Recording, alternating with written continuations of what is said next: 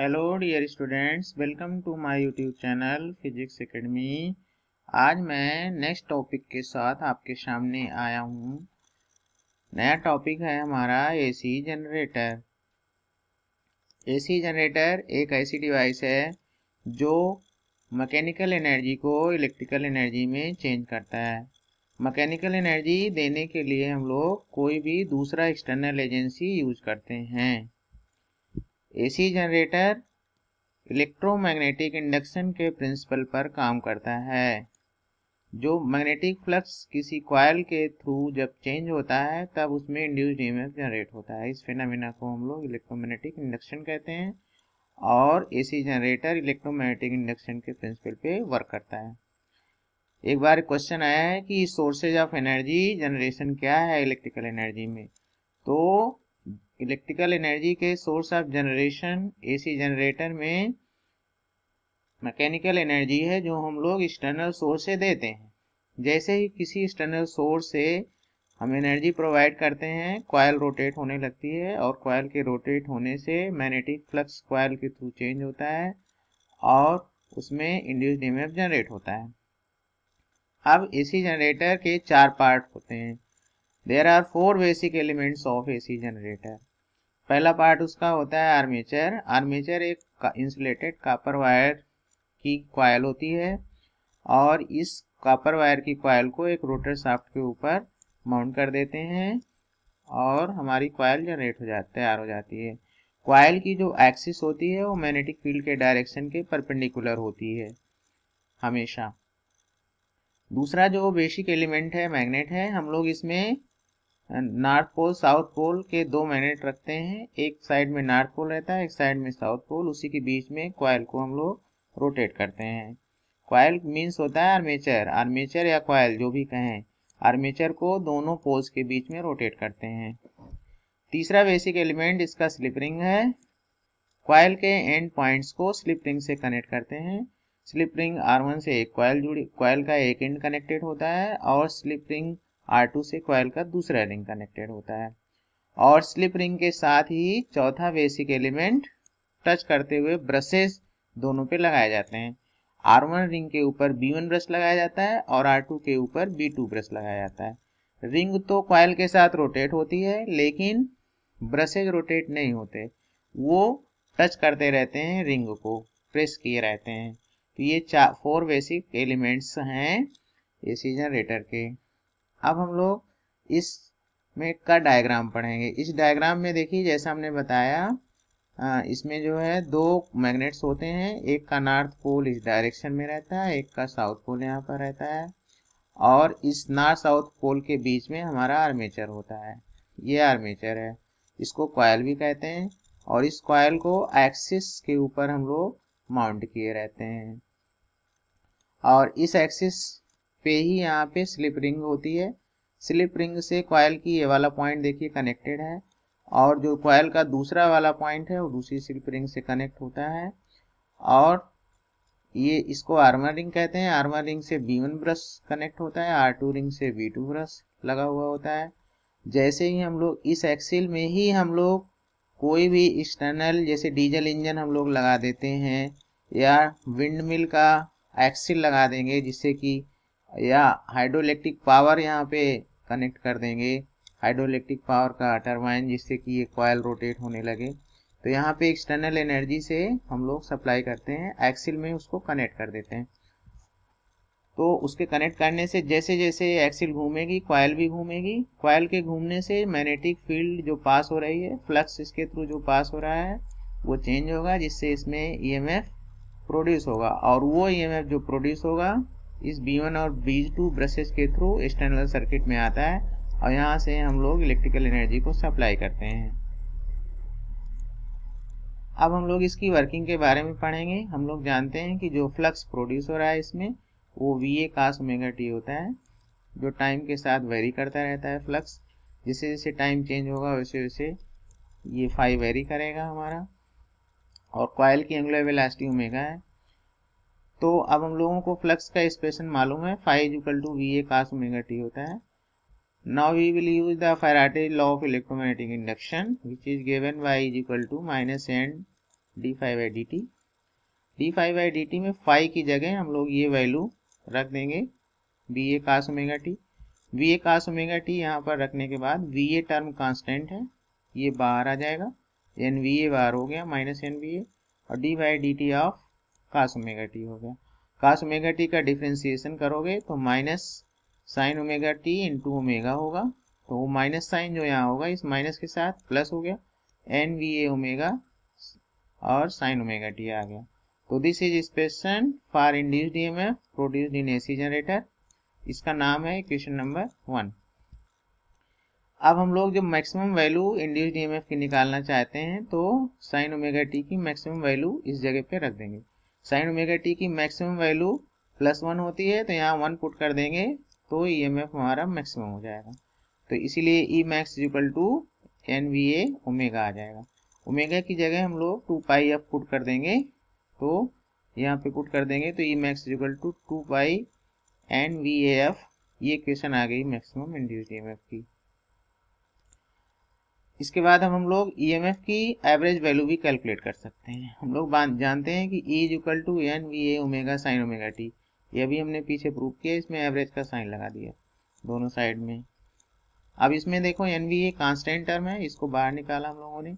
अब sine omega T इसमें बचा, साइन ओमेगा टी की average value over 1 complete cycle in AC 0, तो यहाँ 0 पुट कर देंगे इसकी जगह पे। ये देखो रीजन हमने लिखा, तो ये एवरेज वैल्यू इंड्यूस्ड ईएमएफ की 0 हो जाएगी। अब अगर हम लोग इसमें करंट निकालना चाहते हैं तो इंड्यूस करंट की value I equal to E/R होती है। E हम लोगों ने कैलकुलेट किया है NVA omega sine omega t, ये निकाला है हम लोगों ने, और R जो रेजिस्टेंस ऑफ द कॉइल है इसको हमने यहाँ रख दिया, तो ये I का एक्सप्रेशन आ गया। अब अगर हम लोग maximum value of induce current निकालना चाहते हैं एसी जनरेटर में, तो साइन ओमेगा टी की जगह मैक्सिमम वैल्यू रख देंगे साइन ओमेगा टी की। साइन ओमेगा टी की मैक्सिमम वैल्यू 1 होती है, यहाँ 1 पुट करेंगे हम लोग तो हम लोगों का I मैक्सिमम की इक्वेशन आ जाएगी। I maximum is equal to NVA omega upon R, ये इक्वेशन होगी। अब हम लोग चाहें तो एवरेज वैल्यू I की भी निकाल सकते हैं। I is equal to NVA omega sine omega t upon R, इसकी एवरेज वैल्यू कैलकुलेट किया। एवरेज वैल्यू कैलकुलेट किया, ये कांस्टेंट टर्म है, इसको बाहर निकाला। अब साइन ओमेगा टी आया, साइन ओमेगा टी की एवरेज वैल्यू निकाला, तो 1 कंप्लीट साइकिल के ऊपर साइन ओमेगा टी की एवरेज वैल्यू 0 होती है, तो 0 हम लोग यहाँ पे पुट कर देंगे इस जगह पे, तो मल्टीप्लाई हुआ तो ये 0 आ गया। तो average value of induce current over 1 complete cycle of AC 0। In order to find the power we can find power produced by AC generator. तो how we can calculate the power? Power is our induced EMF into induce current. तो induced EMF की हमने equation ही निकाली है, BI होता है, तो V हमारा A है और I A है, तो NVA omega sine omega T, NVA omega upon R sign omega t, ये करंट की वैल्यू है। इसको मल्टीप्लाई किया, इस टर्म को इससे मल्टीप्लाई कर दिया, तो आया NVA omega whole square upon R, और साइन ओमेगा टी का साइन ओमेगा टी मल्टीप्लाई किया साइन स्क्वायर ओमेगा टी आया। तो ये average power produce by AC generator है। अब इसकी एवरेज पावर भी निकाल सकते हैं हम लोग। तो एवरेज पावर जैसे निकालना चाहें, दोनों तरफ एवरेज का साइन लगाया, तो इस तरफ भी लगा दिया, यहाँ भी लगाया। इसमें ये वाला टर्म कांस्टेंट है, कांस्टेंट टर्म को हम लोगों ने बाहर निकाला तो average value sign square omega t की है। साइन स्क्वायर ओमेगा टी की एवरेज वैल्यू 1/2 होती है, तो 1/2 जब आप यहाँ पुट कर देंगे तो ये हमारी पावर की इक्वेशन आ गई। अब हम लोग इसके AC जनरेटर की ग्राफिकल वर्किंग के बारे में पढ़ेंगे। तो आप देख रहे हैं इसमें एक नॉर्थ पोल है, एक साउथ पोल है, यहाँ पे एक ही अरेंजमेंट है, फिर नॉर्थ है, साउथ है, फिर नॉर्थ है, साउथ है। इसमें करंट मैग्नेटिक फील्ड की डायरेक्शन जो है इस डायरेक्शन में है। तो सबसे पहले हम लोग ये नॉर्थ और ये साउथ पोल लेंगे। इसमें हम लोगों ने यहाँ पे एक कॉइल रखी है, तो जो मैग्नेटिक फील्ड का डायरेक्शन इधर है और plane of the coil magnetic field के परपेंडिकुलर है, तो उसका एरिया वेक्टर भी इस डायरेक्शन में होगा। तो थीटा की वैल्यू 0 होगी इसमें, तो थीटा की वैल्यू 0 होगी, तो थीटा जब यहाँ 0 आप रखेंगे तो ये साइन 0 0 हो जाता है, तो इंड्यूस्ड ईएमएफ की इक्वेशन यहाँ पे इंड्यूस्ड ईएमएफ 0 हो जाएगा। अब हम लोगों ने कॉइल को 90 डिग्री से रोटेट किया। 90 डिग्री से जब रोटेट करेंगे तो इसका इस पर जो एरिया वेक्टर है परपेंडिकुलर डायरेक्शन में हो जाएगा और मैग्नेटिक फील्ड इस डायरेक्शन में हो जाएगी। थीटा हो गया 90 डिग्री, 90 डिग्री जब यहाँ रखेंगे साइन 91 होता है, इंड्यूस्ड ईएमएफ की मैक्सिमम वैल्यू 1 हो जाएगी। तो देखो मैक्सिमम वैल्यू यहाँ पे 1 आ गई। इसके बाद हम लोग यहाँ पर थीटा की वैल्यू फिर 90 डिग्री रोटेट कर दिया, थीटा 180 हो गया। थीटा 180 हो जाने से साइन 180 यहाँ रखेंगे, साइन 180 की वैल्यू 0 होती है, देखो 0 इंड्यूस्ड ईएमएफ आ गया।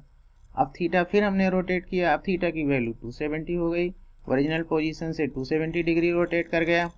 तो यहाँ 270 जब रख देंगे हम लोग तो साइन 270 की वैल्यू -1 होती है, तो ये निगेटिव डायरेक्शन में मैक्सिमम हो गया। और फिर से हमने 90 डिग्री रोटेट किया, 360 डिग्री हो गया। तो 360 जब यहाँ रखेंगे तो फिर साइन 360 की वैल्यू 0 होती है, तो यहाँ इंड्यूस्ड ईएमएफ आ गया। तो इस तरह से हमने इंड्यूस्ड ईएमएफ का एक्सप्रेशन यहाँ से ड्रॉ किया है। और ये एग्जाम में कई बार आ चुका है कि इंड्यूस्ड ईएमएफ का टाइम के साथ ग्राफ प्लॉट कीजिए, draw the plot between induced current and the time in AC generator. तो हम लोग इस डायग्राम को बना सकते हैं। और अब हम चाहें तो यहाँ जो स्मॉल टी की जगह इस टी को वैल्यू रख दें, T0 और T/4, T/2, 3T/4 या T, इसको रख के सॉल्व करेंगे तो यही वैल्यू जाएंगी इंड्यूस्ड ईएमएफ की। अब हम लोग इसमें फ्लक्स के बारे में लिखेंगे। फ्लक्स हमारा होता है फाई = VA cos थीटा। अब थीटा = 0 डिग्री पर 0 जब यहाँ आप रखेंगे, cos 0 वैल्यू 1 होती है, मैक्सिमम वैल्यू है, इसीलिए फ्लक्स हमारा 0 पर मैक्सिमम होता है।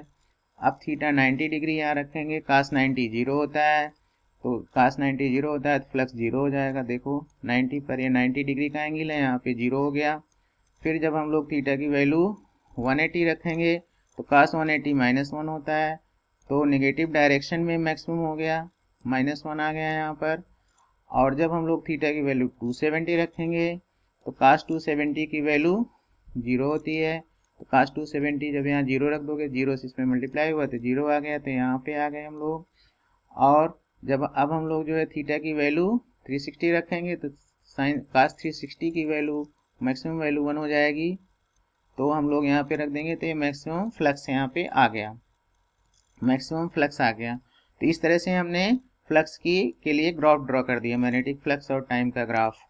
और यहाँ पर चाहे तो हम लोग ये T = 0, T = T/4, T = T/2, 3T/4, T, ये सब वैल्यू स्मॉल t की जगह रख करके डिफरेंट पोजीशंस के लिए जब आप फ्लक्स को सॉल्व करेंगे तो यही वैल्यू आ जाएगी आपकी।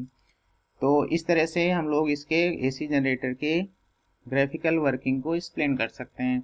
इतनी जितनी चीज़ें हमने इस वीडियो में आप लोगों को एक्सप्लेन किया है, ये सारे चीज़ें एग्जाम में क्वेश्चन में पूछी जा चुकी हैं।